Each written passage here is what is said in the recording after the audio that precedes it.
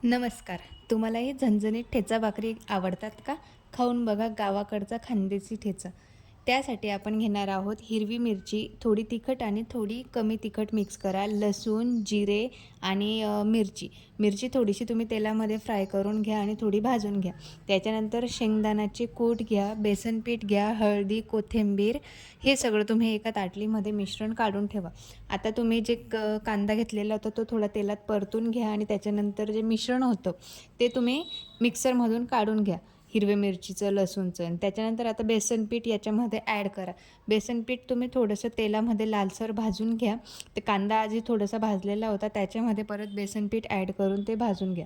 आता त्यानंतर तुम्ही जे मिश्रण काढलेलं होतं ताटामध्ये साहित्य ते सगळं आता त्याच्यात ॲड करा. शेंगदाण्याचे कूट, हळदी, ते कोथिंबीर ते सगळं त्याच्यात ॲड करा आणि आता तुम्ही जे मिश्रण काढलेलं होतं ना मिक्सरमधून ते तुम्ही आता याच्यात टाका. हिरवी मिरची, लसूण, जिरेचं.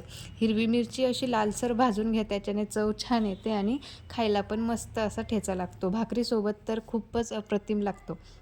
आता या ठेचाला तुम्ही थोडंसं मिक्स करून घ्या आणि कमी आचेवर थोडंसं होऊ द्या. आता बघू शकता त्याला छान असं तेल सुटलेलं आहे आणि बघा आपला ठेचा तयार आहे. चलो बाय.